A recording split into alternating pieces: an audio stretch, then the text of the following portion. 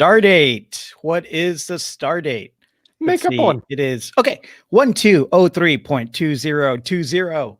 Welcome to Star Trek Discovery Pod, a kind of smart, kind of funny podcast about new Star Trek and beyond. Beyond. I'm your reluctant captain, Mike Moody Garcia. With me on the view screen, we have Mariah Gossett and Grant Davis. Tonight we are streaming the pod live on YouTube, on Twitch, Facebook, and Twitter to review and break down Star Trek Discovery Season 3, Episode 6, The Sanctuary. But before we carry on, Mariah, can you let everyone know how to support this podcast? I can. So there's a few ways you can help us out. First of which is to subscribe to the show wherever you get your podcasts, Apple, Spotify, wherever you prefer to listen to us. You can also leave us a review, specifically on Apple Podcasts. That also really helps us out. All of that and more is at StarTrekPod.co. Another way you guys can help us out is through a little site called Patreon.com. Patreon.com/StarTrekPod. Go there and you can support this show by giving us a per episode pledge. That means if we put out an episode, if we put out content for y'all, you get charged $2. And if we don't, no charge. But if you guys are supporting this little project of ours at $2 an episode, you get access to our exclusive Slack channel. And there you can join a bunch of other like-minded, open-minded, friendly, lovable people. Exclusive. You can join them and chat all about Trek. We also try and do a little bonus exclusive stuff for you guys. I said exclusive again. Exclusive. We'll talk about the movies and do our reviews of those. We'll talk about Best of 7 of 9 series or Ladies of Trek that Mike and Mariah have been covering. And occasionally we'll play little quizzes and games where we see which awful Trek character I've never heard of I'm apparently... Anyway, that's patreon.com/StarTrekPod. We appreciate so much all of you who have supported us, and we appreciate the rest of you who still just listen to us, even if you haven't taken the plunge into Patreon territory. We love you all. For sure. Thank you. And if you are joining us for the first time, we're not all we have different levels of Trek fandom in this podcast. So Grant is a newbie. Mariah is a Voyager head, is getting into DS9, loves TOS as well. And I love it all. Except Equal for Enterprise. opportunity Trekkie. Yeah, so I mostly love it all. Clyde isn't here, but he writes fanfic. He loves it so much. Mm-hmm. No, /fic. Clyde writes a slash. Supposedly. We haven't been able to read any of that. One day we'll get it out of him. One day. And if you are watching us live, toss us some comments and questions in the live chat. Be sure to type capital pod, capital P, capital O, capital D. If you want us to see your comment and maybe mention it on the pod a little later tonight. All right, let's execute. Hit it. Whatever. Pump it. Carry on. Yeah. Let's get into it. The Sanctuary was written by Kenneth Lin and A. Schultz, directed by number one himself, Jonathan Frakes. Oh, this is a one. Ugh, yeah, I should hate this probably. Given that last episode he did. This is the one where Disco travels to Book's home planet to save it from a conflict with the Emerald Chain. Adira and Stamets start to identify the origin of the burn, and it's linked to that mysterious song we've been hearing. And Dr. Culber helps Georgiou deal with her brain wonkiness despite Georgiou's petulance at every turn. And other stuff happened. We'll get into it, but sorry guys, I'm a little tired tonight. Other stuff happened. We'll get into it, but now I must remind you, this is Star Trek Discovery Pod. We don't give you hot takes. Oh, no. We give you hot freaks.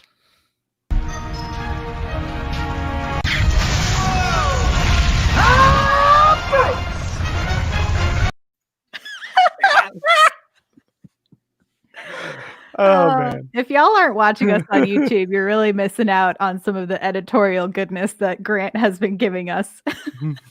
Such a great filmmaker. Grant Davis. Yeah. Apparently, you can just put people's faces on other people's bodies now, and it's a dangerous new world. But I'm making the most of it while I can. Oh, man. Deep fakes.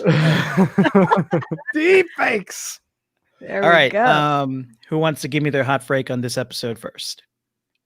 I'll go first because I wasn't here last week.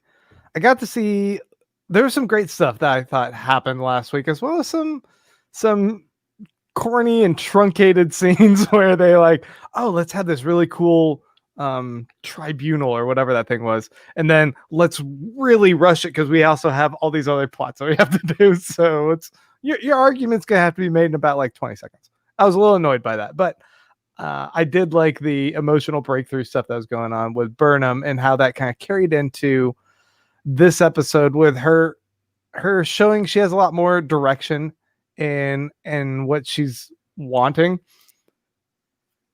However, it does seem that once again, Discovery goes wherever Burnham tells them to. So she's leading the charge, and they're going through with all of it. That said, getting to have this meet the parents kind of romantic vacation between Burnham and Book was lovely. I love their relationship as it's carried forward in this episode. Seeing Tilly take charge as the XO is fun, and I'm loving the direction there. Detmer got a little bit of a win here with being able to free herself from I guess the PTSD that's going on and just kind of take charge of a moment going into manual. And we got the coming out scene with Adira, which was once again charming with Stamets. So I thought it was just it's a fun episode, and it has definitely revealed that one of our biggest bads is going to be Osira and the Chain, who are going to be an ongoing problem. So overall in Trek, this was a fun episode that was maneuvering for bigger elements to be at play ongoing. All right, Mariah, you want to go next? Yeah, I agree with you, Grant. I really liked this episode overall. I thought there was some smart continuation of sort of this new future world building that we're getting. I feel like we finally have slowed down a little bit from the fire hose of information we were having to get, and now we're slowly sort of figuring out the reputation of our big bad in Osira. I'm gonna just call her evil Alphaba, and which I saw on Twitter today. No one else watched Wicked. Okay. All right. Anyway. There it is, another Trek reference, I think it. Nope, it is not. It is a Broadway musical. Haha, other fandoms. But those aren't allowed here. Not true. I was like, we talk about way too many other things. We also haven't talked about the show that shall not be named by Grant in a long time. But anyway, I'll bring it up. I thought there were some things that I think are giving us some interesting breadcrumbs that are hopefully going to lead us to figuring out what is sort of at the root cause of the burn. What is to me very interesting is how many more negative things we're hearing about the Federation throughout this series. And I thought this was, proving that to be on multiple levels, because now we've heard it from people who, like last week, have typically been our allies in the Vulcans. And now, again, from folks who are obviously our big bads here in the Orions and the Andorian Syndicate. Which I love that their like catchphrase is the chain is heavy, or you'll feel like the weight of the chain. Like all these chain references, I think is kind of interesting. And I like it. It reminds me of the original series and like those sort of witty little catchphrases at the ends of things. But yeah, I thought this episode did a good job of balancing, like moving us forward within the plot, some great fun action sequences. I thought Kayla's whole sort of overcoming her PTSD and figuring out everything on her own terms was fantastic. Burnham and Book continue to have just like the most outrageous chemistry ever. And then I thought the coming, out scene for Adira was very touching and also not overly played, which I appreciated. Mm-hmm. I thought this was a super fun episode. It felt like the show was firing on all cylinders in this one. This was actually one of my favorites of the season. I enjoyed this a lot. Like, it wasn't the deepest episode. It wasn't like a groundbreaking episode. It wasn't like there weren't any big reveals to the mysteries of the season or anything. It was kind of a basic mission of the week for the most part. But the story was really engaging. There were some credible emotional stakes woven into the main plot with Book. The direction by Frakes was really confident. The pace was just pitch perfect. Wasn't too fast, wasn't too slow. Everything just felt really confident and assured and very Star Trek. Like from the main plot to the smaller character beats, particularly with Adira, Saru, and Detmer. Even Tilly got some great moments here. Really good stuff. Wonderful character moments woven into this entire episode. Plus, we got signs that Book is going to stay around, and the Book Burnham relationship is heading in a good direction. Hopefully, they don't fucking kill him off. We'll see. I'm worried about it. The Dr. Colbert Philippa scenes were just like pure candy and also super engaging. The way this one helped move a lot of the overall story forward, particularly with the burn and the fight against the chain, was just food replicator programmer's kiss. Sorry. Yeah, there was some cheese for sure. But some people live for the cheese. I'm not one of them, but those people are out there, and I'm glad it was there for them. Just really all the character moments really brought this one together for me. The main plot was fun, even though it was we kind of been there, done that before with this kind of plot. But yeah, I dug it. I thought it was really fun, really assured episode leading into the back end of the season. You know, one of my favorite things to see is how they've continued to grow Saru's character in his confidence in becoming the commander. Is that the right term? Captain. The captain. And when he's facing down against Osira, the threats are coming on pretty heavy, and he has one of those moments of, I have to make a decision of how I'm going to handle this, because that is the whole thing, right? It's never as clean cut as, oh, if it gets dangerous, just tuck tail and run. It's now Burnham's down on the planet, and we have to engage. And what are the ideals of Starfleet? And he just handles it in such the proper way. I love it. Yeah, I'm really loving Saru this season. Like, he showed us again that he's a brilliant captain, like negotiating and framing things to get loves diplomacy. Yeah, like, to get like the admiral was like, no, you're not going to go on this mission, but he like framed it in a way that convinced the admiral just like that. And like the way he's like staying within protocol sort of when going against the Emerald Chain, that was really cool. I love that his project of finding a catchphrase is this little secret matter between him and Tilly. That was some really fun winky and Star they're all Trek stuff there. awful. Every time They're he delivers terrible. one. Even the one that was supposed to be good is like, no, that's not good. Is hit it. I love them. Each one. I hope that this running gag just keeps going where he can never find one. It's a different phrase every episode. Yeah, I'm really enjoying Saru and Tilly, and I think Tilly in this episode was out to prove everyone who was unsure wrong, right? I know a lot of people are like, Tilly is not it, and do I think she's proven it all the way? Not yet, but I can see, the confidence is there. I think this was the confidence boost that she sort of needed after the emotional turmoil of jumping through time and leaving her entire life behind. And now she has like a new sort of refined purpose. And so Tilly's definitely someone to me that can sort of fall into her work wholeheartedly. And it's like a helpful distraction from the rest of the world.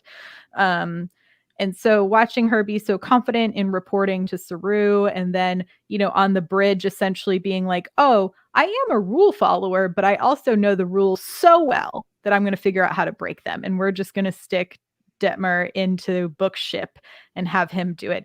Even though, we all know the Emerald Chain is going to take that as an attack from the Federation, even if it wasn't a Federation ship that did it. But it was like a nice way to sort of kind of cover their butts when we know the Admiral's going to get probably really mad about it. Yeah, they have some wiggle room there. I was super excited to see that Tilly is XO, by the way. I missed the Mhm. last episode, Oh, yeah. but I kind of called it. Well, at least that was my first guess. I was like, oh, maybe it could be Tilly. Mhm. And so I was really excited about that. But then like to see her first scene is like her like taking like scheduling notes and like planning his itinerary. And it felt very West Wing to me, but also not very what Michael Burnham would have done. Like Tilly has his back. She's looking out for his schedule. She's making things work efficiently for him. But then also like when that Ryu or whatever his dude Rin walks in the room and she's like, you'll give him respect when you talk to him. I was like, fuck yeah, Tilly. Yeah, dude, Mary Wiseman like played Tilly, I think more confidently than ever, right? And that totally tracks with how I think the character would be acting after seeing like Saru put his trust in her and making her acting first officer. And of course, after gaining all that support from her crewmates in the last episode, she's really standing tall and seems to be like super sure of herself more than ever before. Not in like an authoritarian way, but in a sure-footed, like real kind of way. But yeah, she showed it right. Like I was with you, Grant, at the beginning. She was like taking notes for Saru and stuff, but they also had a good kind of even-footed rapport. But then when Ren walked into the room and she was like, you don't disrespect my captain that way. But then she was being firm, but it felt she wasn't belittling him. She was just kind of setting the tone. We're here to respect you and you respect us. Mhm. And she really owned that moment. And from then on, she just felt like a solid first officer in this episode. This was a great debut for the character as first officer on the ship, after a lot of people were like, no, she shouldn't have that. This character should not have that rank. I do think it's in the back of my mind, I find it very funny that she's like having all of these moments with Rin, knowing that her husband plays that character. Oh, right. I thought this was interesting in our chat. Kern points out like kind of what I was saying. It felt like she was acting a little bit more like the personal assistant rather than the first officer in this episode. But Stress-Free K brings up that she's in training like a production assistant, which I think is a really good point. Like she points out to Saru in her reservations that like she never went through the officer training. Mhm. She's probably not familiar with a lot of this background protocol. So probably walking through the halls and running through an agenda with him and like helping in that capacity, at least at first, before being able to delegate it, gives her much more confidence in knowing how to operate in this realm versus with Stamets. But in terms of like just owning the role and having that confidence boost and projecting that like a first officer should, where she could give confidence to others in the room when they need it, she really showed that in this episode. And I think it was a good pick. Maybe she won't be acting first officer for long. Maybe she'll be full-time first officer. We'll see. Yeah, we shall. First Officer Killy. Can we go talk about the beginning of this episode where we have Giorgio getting checked over by Culber? Because she was being mean to Culber and I was not okay with that. I mean, but he I was like, hey, he's mean to everybody who's not Burnham. Yeah, she really is. But the thing with Culber is like he can throw it back, like those quippy lines back and forth. That's the thing. I feel like they're very mentally equally adversaries in that kind of way. He's fine. Like, I wasn't fine. You weren't fine. She was being mean to him. Yeah. But yeah, I like the two of them together, and like his body language of just like leaning back in the chair, being like, you can throw all of this at me all you want, but I know that I am right and I have to help you and we're going to figure this out. And then they essentially take her through one of her episodes so that they can try to get this full scan, and she sort of starts to like digital herself out. And it's like, it's so hard because the clip that they showed this week on the Ready Room is like a complete spoiler to solve what is wrong with Giorgio. At least the explanation we get from the Federation. So I'd like to save that talk for the end at least. But what that piece plus what we've heard now from, we now have this source, as we found in the beginning of this episode, coming from this nebula, right? And so that's where the music is coming from. But the baseline of that music is actually a Federation distress call. And that's where the source of the burn, like the location of the source of the burn, is coming from, which leads me to think, did the Federation cause the burn? I mean, they were investigating trying to do some other method of warp travel to not have to use dilithium. They already had the I don't know, I was going to call them Klingon, not Klingon, Romulan and Vulcan people, whatever the merging group was called, had them believing that they did it because of their technology trying to investigate this. It's possible. We're kind of in a holding pattern with the burn. It feels like we got some momentum here. Kind of very curious but odd that the music was a Federation distress signal. Like, what does that mean? I'm not sure what that means, but it makes me even more curious to find out what the deal is and who we're going to find at the end of that distress signal. Right. It just seems it's interesting to me. It's like, how do we know we can actually trust this current version of the Federation at all? Right. Like we know we can trust, right. Like we know we can trust our crew that we know and we've known for the last 2 seasons. But it's like Admiral Vance let them go on this mission. And to me, I'm like, is this like a small distraction from them working on finding the source of the burn? Also, we still don't know a ton about our big Mr. Glasses, and what role he could possibly play. It's also interesting to me. Oh man, it's so hard not to talk about that clip, but it has something to do with going back and forth through time. I haven't seen it. Let's not spoil. Yeah. So anyway, it has something to do with time. But to me, it's like, but what if this dude did something to Giorgio to make this actually happen to her? And the explanation that he's giving is just a complete red herring. Okay. I want to go back to Culber and Giorgio again. Like with the Giorgio stuff, with the burn stuff, not a lot revealed here about what's going on with Giorgio, but I'm okay being in kind of a holding pattern if what they're going to give us with it is really good character beats and character interaction, because the stuff with Culber and Giorgio was great. Like it's nice to see Giorgio interact with Culber a lot for the first time, since he's mainly the ship's, I guess. Like he's not even the main doctor on everyone seems to go to him whenever they need advice or anything. Their dynamic was really intense. She was just projecting this invulnerable, cold exterior, and Culber's just being forceful and meeting her where she is at every turn. Like more and more this season, Culber seems to be able to confidently adapt to new situations better than anybody, it feels like, and I'm loving that. The mycelial network was the best thing for that guy. Just need a good vacation there for a while, I guess. Complete rejuvenation. Being murdered and rebuilt by mushrooms can do wonders for the skin. Her dressing up like I was gonna say her dressing up like a sperm and saying that was the best line. But Wilson Cruz, I'm so happy that he's getting such a spotlight on this in this season. Like he killed in this episode. He's proving that he is more than up to the challenge of portraying Culber as this like deep 3-dimensional character. They can throw all kinds of dramatic stuff at him and he can take it. Like he's really good.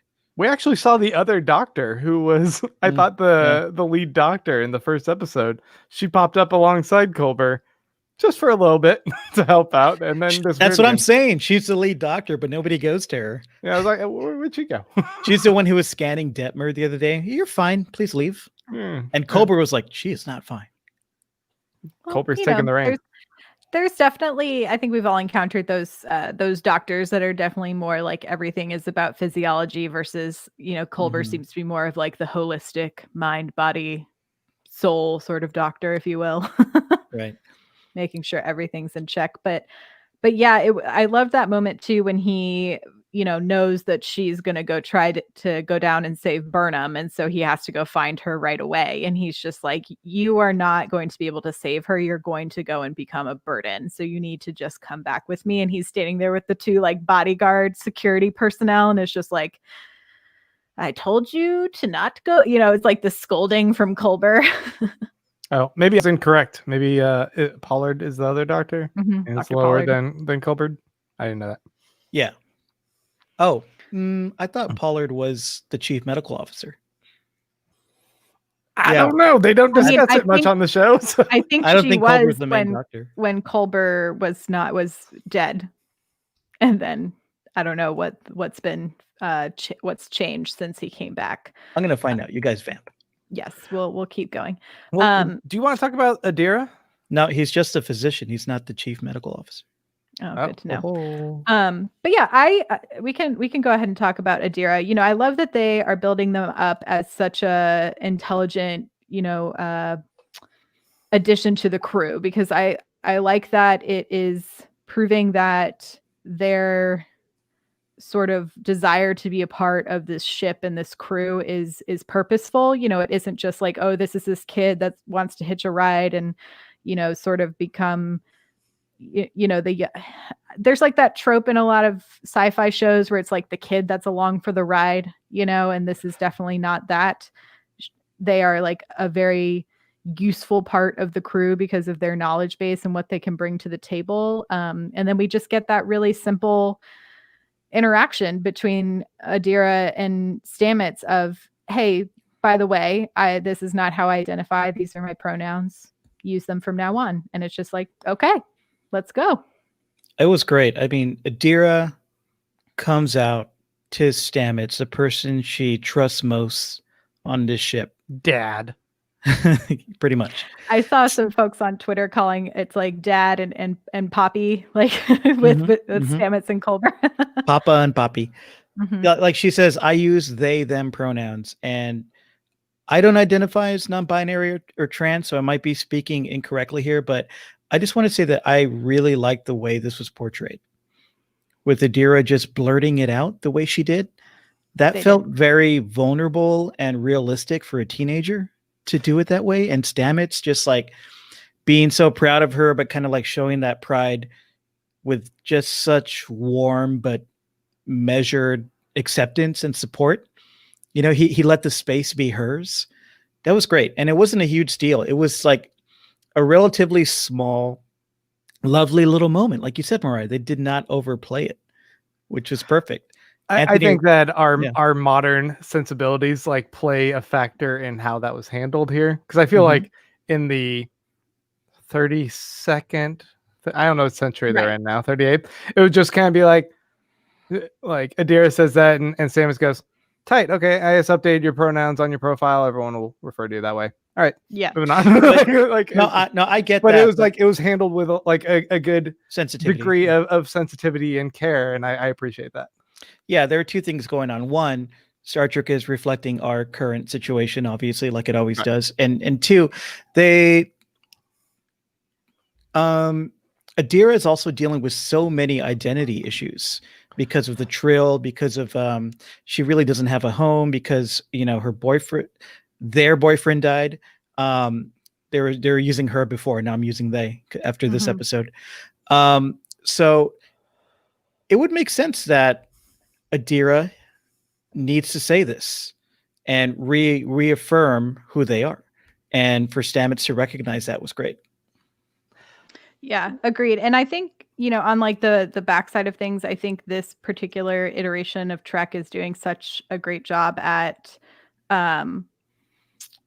doing the education not only through the characters but also for their cast and crew. Like in the Ready Room, they had a great interview with Blue and with Ian, talking about their characters. And then I saw today that like apparently GLAAD did an entire training for all of like the production crew for Trek 2. One of the editors was talking cool. about how great the training was. And so I think it's just really nice to see a support system that is letting these actors really show their craft, and do so in an environment that is actually conducive to them producing their best work, because they don't have to worry about all of this other bull crap that normally a lot of people have to deal with in the workplace. So, and it's nice to just see this little family. I'm really hoping we get to see these characters interacting a little bit more outside of the engineering bubble as well, because don't get me wrong, I love the like little LGBTQ like rainbow family we have in engineering right now, but I'd like love to see some more interactions happening with some of the other crew members too. Because at one point I was like, man, Stamets just really follows Adira around, like interrupting their music time. So I hope that we get to see some expansion there. Just checking on him. Mm-hmm. PW Gregory says in the chat, glad they said on the show that, or rather, glad that Adira said that they always felt that way about identifying as they, them. And it wasn't a part of the Trill symbiote because, Gregory knew people were worried about that, which I think is a good point. That was one of the things we were discussing earlier on, is like making that point pretty clear, right? Yeah. Like this isn't also in any way tied to this. I have all these voices of all these identities kind of mixed up inside of me. It is. I've always felt this way. It's a separate issue. Yeah, and the issue Adira was having was potentially, I need to reassert my identity. This is who I always was, and how that coincided. How you need to refer to me. Yeah, how that coincided with Gray detaching from their lives and no longer having that kind of that connection, while also all these other people interfering in Adira's life in the background and not knowing who they're gonna have to deal with that day. Yeah, you're right. It's good about like I want to be recognized how I need to be recognized. Yeah, very much. What did you guys think about Osira, the big bad? Bangs? The bangs were. I like that we've gotten to know this big bad, like knowing Osira through the actions that we've seen throughout this season, rather than having to see them physically do it, if that makes sense. So it's like the reputation precedes her, and then we get to see the confirmation when she murders her nephew, and we find out that she also murdered her brother and like is just very okay with killing anyone who comes in her way.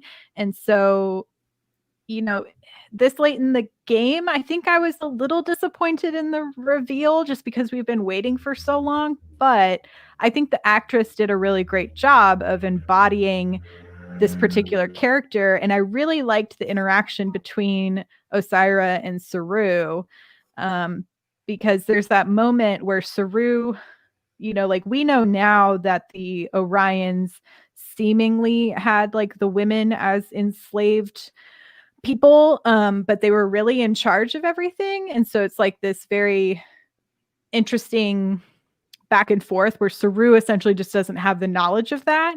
And so that little quippingness back and forth to me was like a very layered and interesting conversation. P.W. Gregory says, big bad, more like mid bad. Am I right? People in the chat aren't really feeling Osira. I thought kind of a standard heavy, right? Kind of a stereotypical villain, but like she kills those who fail her, even if it's a family member. She makes threats and she's bad, right?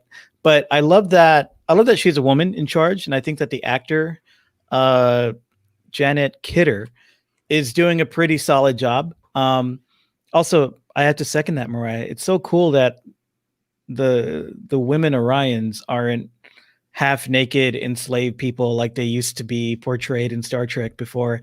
They can also be evil big bads with their own agency and agenda. So right on.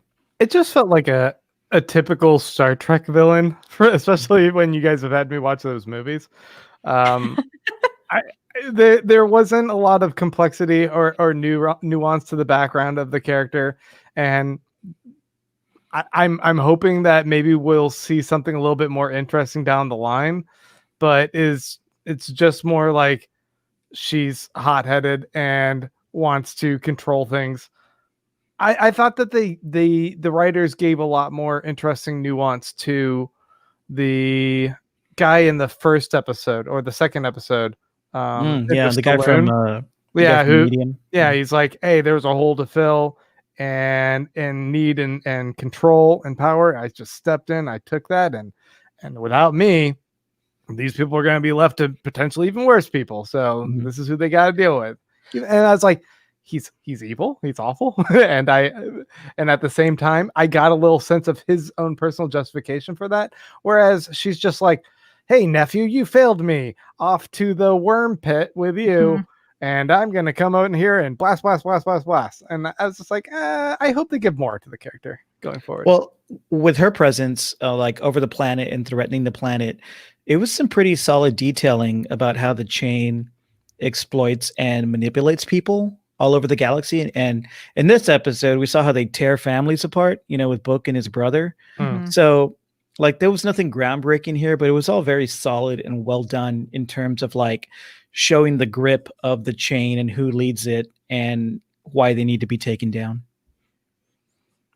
Yeah, it's very interesting to see both the parallels and the differences that could be made between the Emerald Chain and the Federation, right? Because the Federation also usually steps in to help out planets when they are in need of something, which then usually ties them to having to be a part of the Federation and working with them, with some sort of exchange of goods or services happening.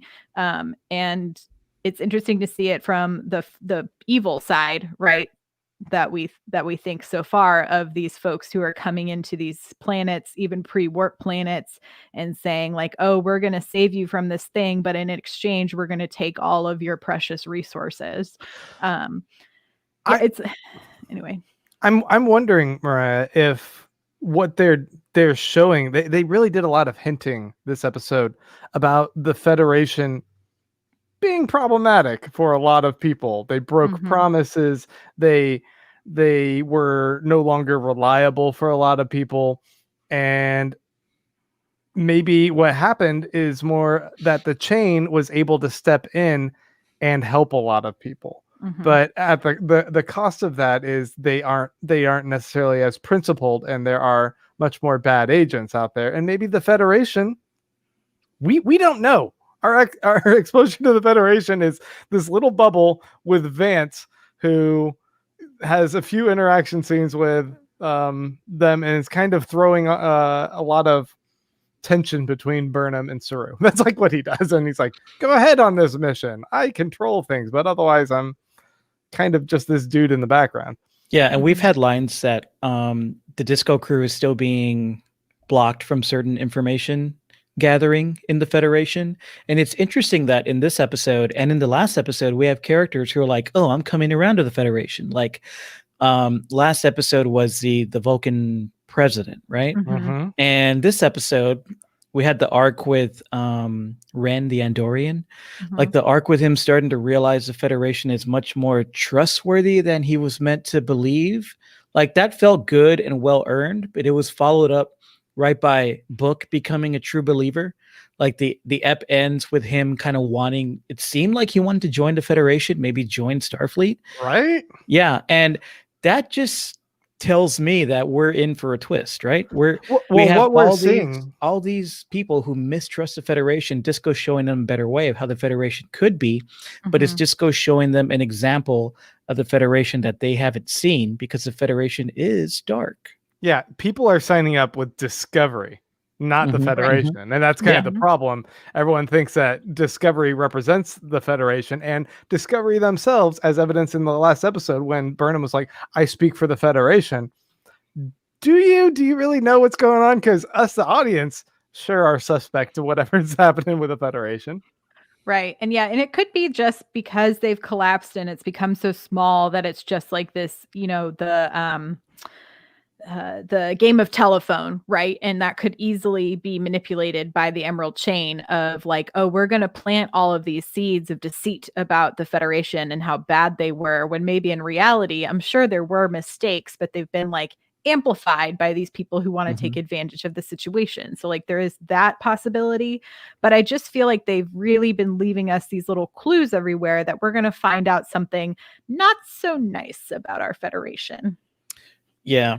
Chupi has a good point here in the chat. She says, was the Federation really problematic? We've had multiple suggestions.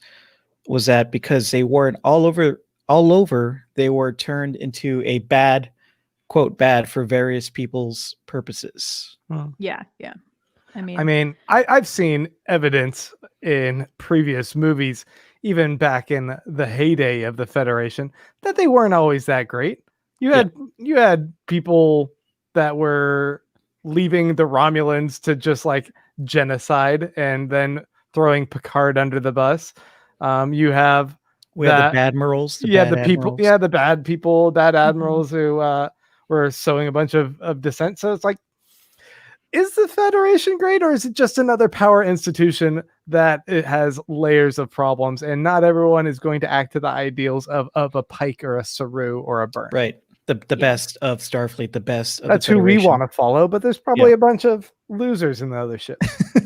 Yeah, there's this heavy theme this season of reestablishing the Federation's reputation as the shining, bright beacon of hope in the universe. And I'm starting to find that suspect, right? Yeah. I thought that the big reveal that hey, I'm going to tell you a secret about the chain. They're low on dilithium was not that big of a reveal. I'm like, didn't we already know everyone is low on dilithium? They're probably all struggling right now. Yeah.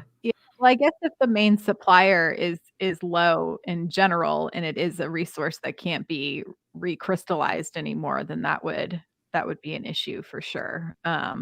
It's just to underline for us that like this is a scarcity issue that is culminating in desperation for a lot of people galaxy-wide.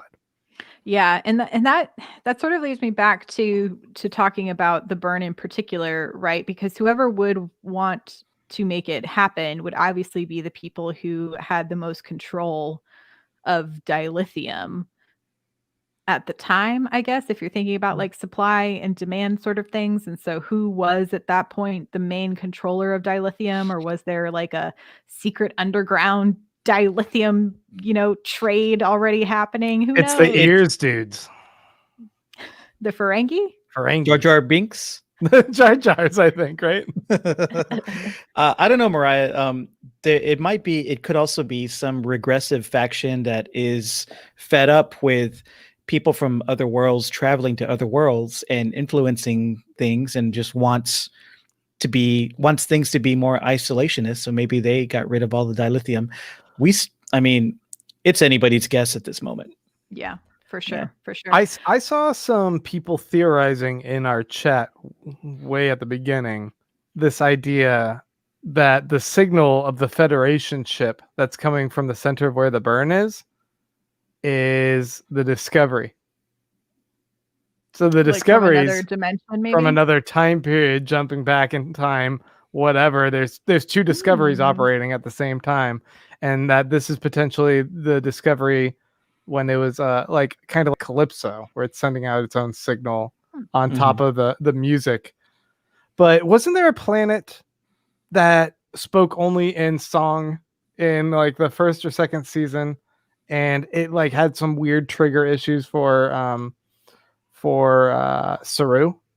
Do you guys remember that episode? Yes, it was the crystal beings. And he became like hyper predator during that episode, and it was like running around. It was the one where it had the like big control tower that they needed to alter the pattern for during the Klingon War.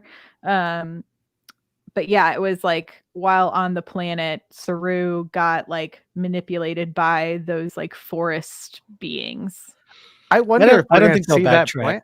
You don't think they'll like have that planet like talk to the other? It little really sound feels things? like they're forging ahead and kind of forgetting a lot of that season 1, season 2 stuff. If I'm in the writer's room, I would not pitch something that relies on one random season 1 episode. It was Pavo. Pavo.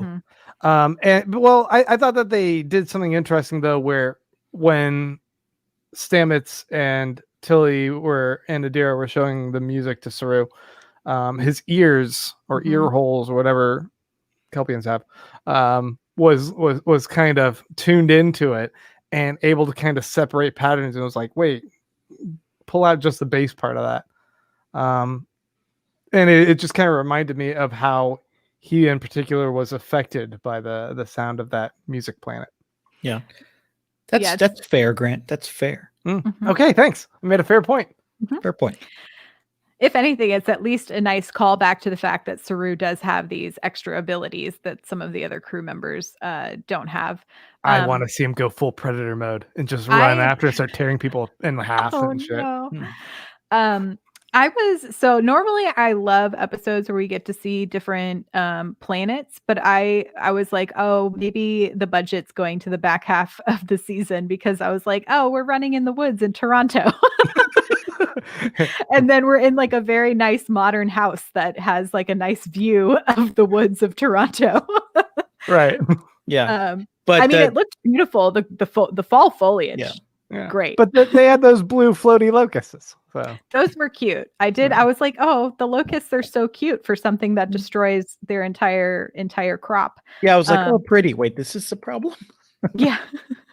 But like in terms of effects, like super cool pew-pews, awesome effects during the Detmer scene. Yes. Like, let's talk about Detmer. Like, I was very excited to see Detmer like kind of finally punch through that wall of like fear and insecurity that she's been doing, that she's been under when she's piloting. It was a great idea to get her to fly Book's awesome little ship and wrecking Osiris shit. That was good. And fulfill her bloodlust, right? Because she's like, it seemed like it. The best part was all of your blood, Sam. It's all the blood. And now I get to just shoot a bunch of shit. Fuck yeah. I liked seeing her team up with Ren too, the Book's friend. It kind of boost his confidence while also trying to boost her own confidence. Like, that was good stuff. And it was great to see like arms.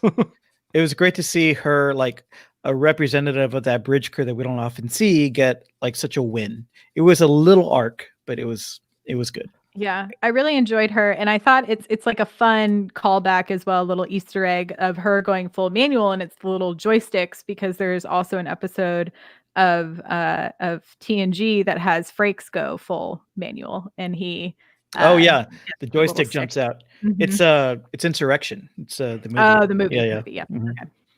I was like, that era. It was that, and then seeing the crew around the table, like all giving her high fives and chatting and being like, oh, okay. They are continually giving more and more slices that flesh out these background characters. And personally, I like this strategy of not overwhelming us with too many characters at once, just giving little bits and pieces, and then occasionally having one break off for a particularly strong scene like Detmer got here. Or maybe we'll see one of the other characters go in a certain direction in another episode, and it just rounds out the ensemble in a way that just makes me know how each one integrally fits into the bigger picture. Yeah, it makes me excited for some more fun like B and sort of C plot things that could possibly go on during some episodes, because like I think one of the reasons I think I like this episode in particular is, while we know we have to continue to try to solve this mystery, and then we also had sort of our mission of the day and trying to save Book's planet, we also did get that subplot with Kayla and her overcoming her fear and things like that. And I thought it was like a nice way to round out the plot of the whole episode. Plus, it gave us the opportunity to see some fun pew pew space battle stuff. True. With meaning. Space battle with meaning. More of it. There was something peculiar going on with Book's name and Terex or something like Trex. that. Trex. On the closed captions, it almost looks like T-Rex, but there is an apostrophe. What do you guys think that was? So he had a particular name there, and he took on a different Cleveland Booker or Booker Cleveland. I don't remember which one it was. He left his family because they started working with the I want to say Orion Syndicate, but it's the Orion chain, right? Mm-hmm. Yeah, the Emerald chain. So I guess he just tried to forge a new identity for himself. What exactly the name means, or what the significance of it, we don't know. Yeah, that's what I was kind of wondering if either of you knew that there might be something else in Trek lore linking those names to something in particular. No? Not that I know of, but I would also make the guess that it's possible he changed his name so that he wouldn't be as easily recognizable as being from that planet while working as a courier, because it seems like it's a fairly unique name, possibly a family name. So yeah, to me, it was a way to sort of shield his identity and his planet while he was off doing all of his nature rescuing. It really felt more thematically like he just wanted to leave that name behind because he was just disowning his family. I mean this and the things going on with Adira, that like they know how to tie a theme together through an episode, which for sure. I love how they handled Adira, but can we at least address the conversation where Culber and Stamets crammed, I think, the most theys into a conversation that I've heard. I was just impressed. That was fine. I thought it was good. I was like, oh, that's good. Like showing like that's how you navigate that conversation, how you move to talking that way. Right. I was just like, that's a lot of them. For sure. I mean, I think it's also possible it seems like a lot of them because it's a difference in speech pattern that you're not as used to hearing as often. It's probably right as well. Because if you swap it out for a gendered pronoun, I bet it wouldn't have sounded as heavy. But I did think, I mean, that was like a cheese moment, but I loved that cheese moment in particular. And then we get like the little kiss at the end, which I love. And then I liked her like later gents. I was like, I love that line for some reason. I don't know why. Love their later gents. Speaking of kisses, let's talk about Burnham and Book. Still showing solid chemistry. Hotness all around. Really sweet to see Book excited about showing Burnham his home and excited to take that step with him. She was really excited to take that step with him and meet his family, even if the circumstances are insane. Like they're under a potential galactic war and his brother hates him and might kill him. And hey, Burnham has already met Book's fam in the form of Grudge. Grudge the cat. Is Grudge a cat? Or is it an alien species? As a cat. Yeah, I liked Ren's interactions with Grudge. Like that little small comedic moment on that ship was funny. And then at the very end, when we get Burnham picking up the tools, being like, "Oh, I'm gonna go fix your ship," and I'm like, well, I think y'all are gonna go do something else before you fix the ship. Chippy says Burnham and Book seem like a real couple. Yeah, they're doing an incredible job. And I think we talked about this after the first episode about how they didn't really get to do a chemistry test before they started filming together. And I was like, whoever was the casting director in charge of finding Book and fulfilling that character to be this counterpart to Burnham did like just a phenomenal job. Grant, you want to go through some of the comments to see if we have any that we can answer? Yeah, if you guys are listening to us right now on YouTube, you can go ahead and put POD in front of your comment and post it on there, and we will see that, and we will bring it up and discuss it. I did want to bring up real quick before we do that I think that we've seen the past few episodes that Burnham is the driving force in what the Discovery does. And Vance crosses his arms and says, "No, you can't do that." And Burnham does it. Vance says, "Go ahead and do that." And Burnham does it in a little bit of a different way. But I feel like the show is trying to portray Burnham as in the wrong, and I don't think she is in the wrong. No, I don't know if the show is trying to so much as like a lot of the characters and story beats and how they're reacting are trying to be like, you shouldn't do that. You're stepping outside of the line. But like, if you think of her motivations for wanting to save certain people, I think she's a person who takes action even if it defies the rules and regulations. And basically, I just wanted to point out that she's Captain America to Saru's Iron Man in Civil War. I don't think it goes that far. He's a book follower. I don't think it goes that far because Saru was down with the plan to jack Book's ship and blow up Osira. This time when he gets to be in on it, he was really happy about that. But I think Burnham and Saru really complement each other because she is, when she's talking to the Admiral, she's like, "We gotta go, we gotta do this. Let us do this now." And Saru is right there with her, but he conveys it in a more diplomatic way. It's slightly more manipulative way that gets them what they need to do. They get the okay because of Saru. So they both have the passion. In this moment, he's just able to funnel it into a nicer package to get things done. So yeah, they work well together. True that. Yeah, I think they work well. And then the other thing is, like, honestly, Burnham acts just like every other captain we have seen in Star Trek. Like Pike is, right. is like this. Kirk is like this. Not Picard is like Picard. No.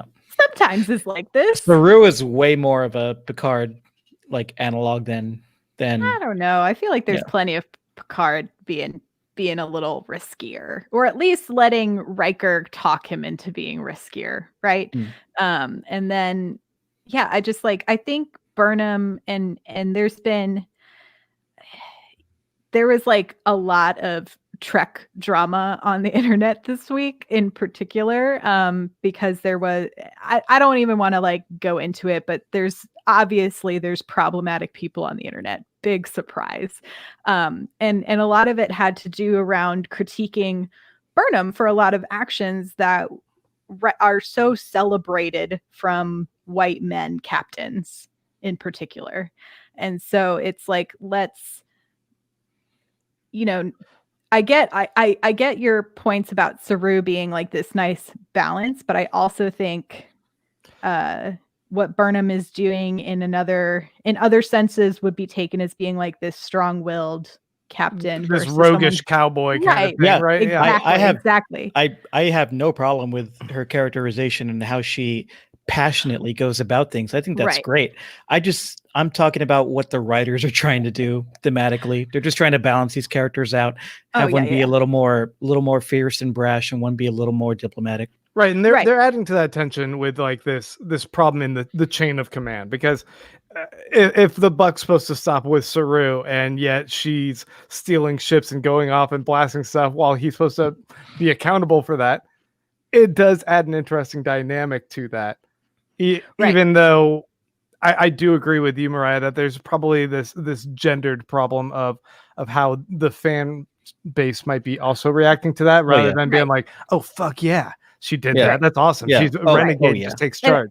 And I wasn't trying to say that y'all were critiquing her in that particular way. I just think it's like just an interesting overlap to what's been sort of happening in the zeitgeist of the fandom right now, and then having the discussion in general about how she is being portrayed and how the crew is seeing her actions, as being a little bit more rule breaky because she spent this year outside of the Federation's sort of normalcy and now has seen that perhaps there is more flexibility needed, which I think is honestly a nice full character arc coming from how rigid she was coming from being, growing up on Vulcan.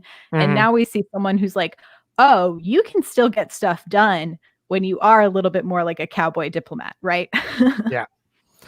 We do have some great comments in here. First one, Chubby's talking about the conversation between Stamets and Culber, and the great thing is them showing the show is modeling how to have that conversation, not telling us directly about it, which I think is an excellent point.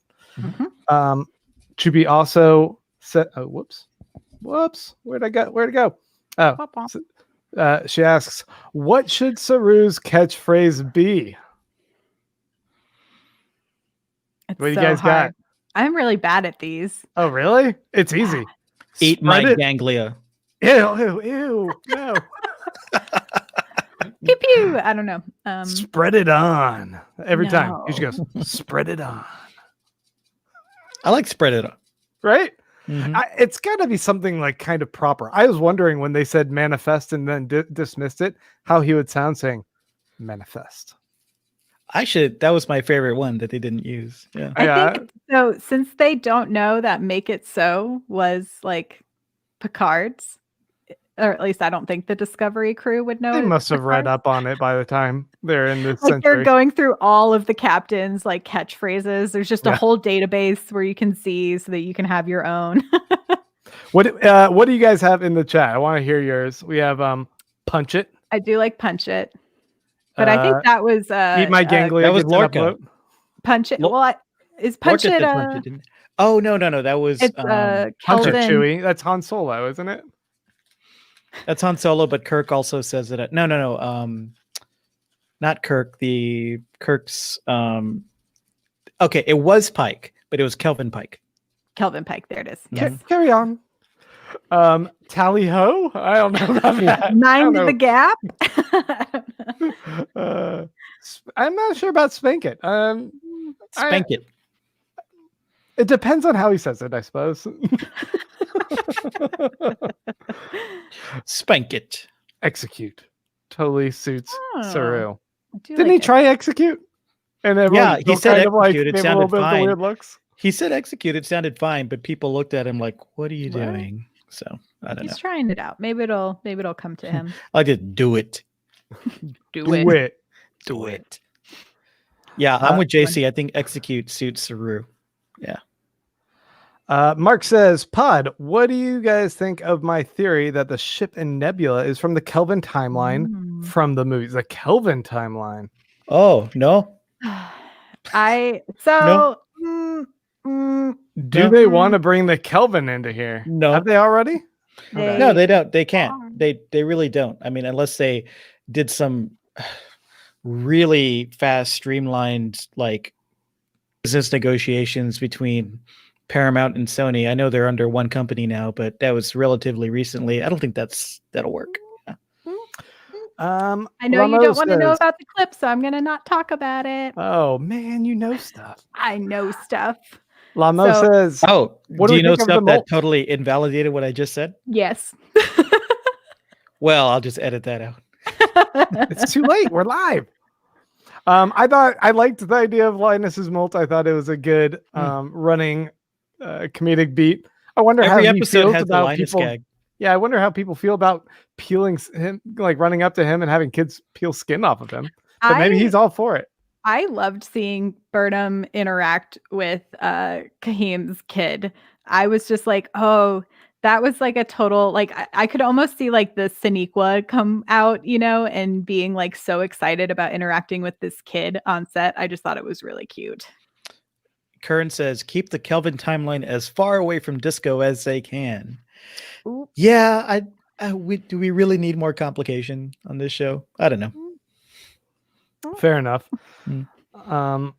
Pod, Burnham and Saru have a good cop, bad cop routine that does complement one another. All I'm saying. Yeah. Pod, you shave to. You have to. Okay. Droopy, are you saying I need a shave? You shave, all of you, go shave right now. You have to admit, Saru was into this. He loved being able to say, "You seem to be in distress. May we help you?" Yeah, that was great. A lesson, Badgie style. Yeah. Badgie so you got a broken tail light there, miss. What can I do for you?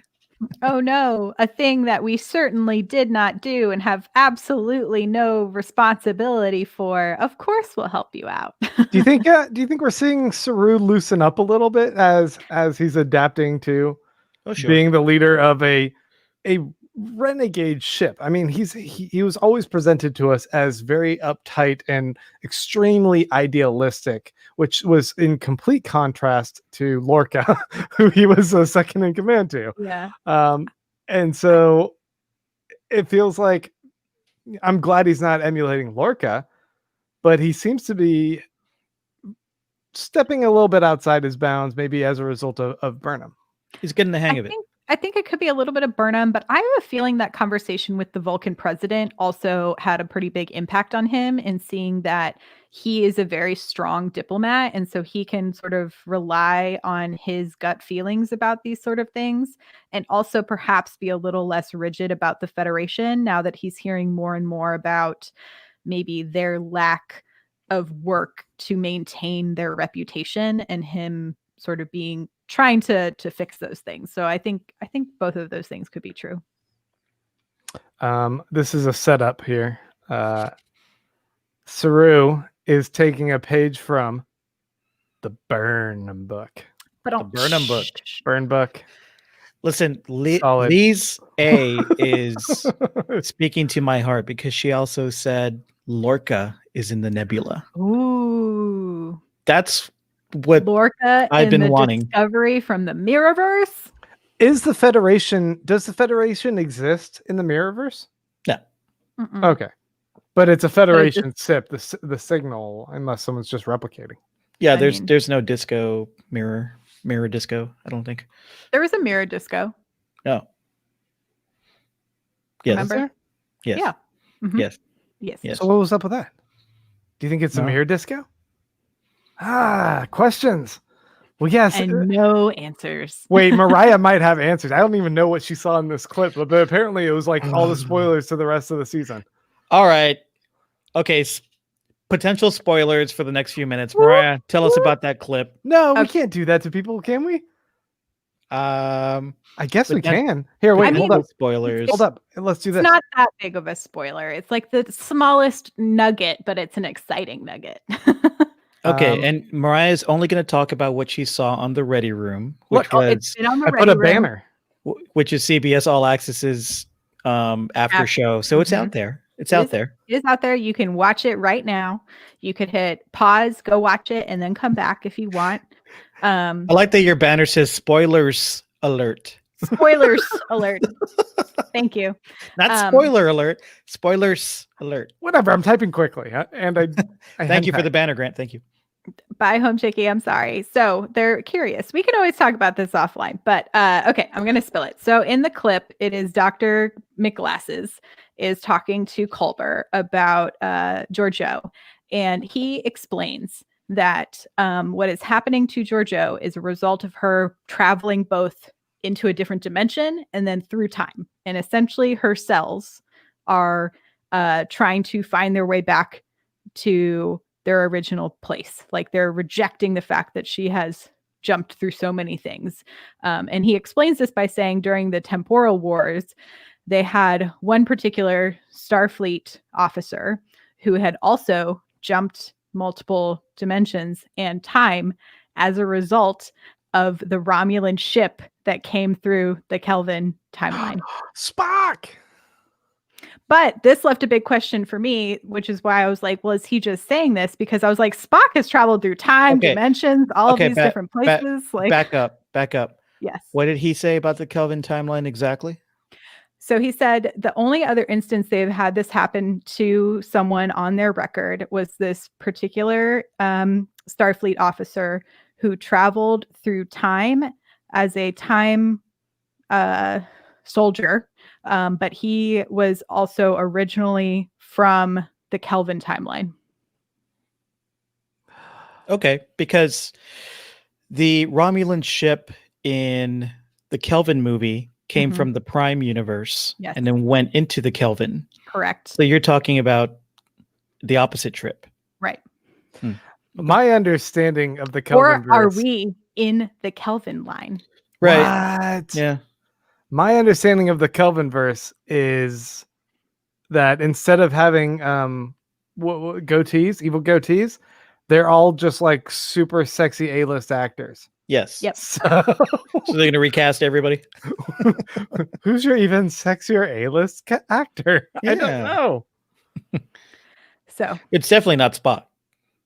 But yeah, at the end of the explanation, I was like, but what about Spock? So, but I know I can't remember what Spock's official like cause of death was, but it just seems very accelerated in Giorgio's case if this is something that happens to people. But yeah, we'll have to see next week. But it was like a very tantalizing tease. So way to go, Ready Room. If that's the case, I wonder if that's their way of taking the character and somehow shooting her individually back in time to start their Section 31 show. Yeah, this is all about getting her Right. spinoff for sure. But Right. at least It it's could also fun. deal with like they've been talking about how the space between the two dimensions has been getting bigger, so it's perhaps that's why her sort of issues have accelerated and is happening to her now is a possibility. So I don't know. Oh yeah, Stress-Free K says Colbert mentions interdimensional displacement as a Yep. possible cause for Giorgio's illness in this episode. That's true. Yep. All right. Well, We're done with spoilers. I'm taking off the really sweet Yes. banner I made. yeah. So good. Anything else to say about this episode, guys? Gave us a lot to talk about. I guess Yeah. we should wrap it up. It's been about an hour and so or so. Mhm. Yeah. Thank y'all so much for joining us on the pod this week. Remember, you can find us live on YouTube and everywhere else every Thursday, talking Trek at 9 p.m. Central.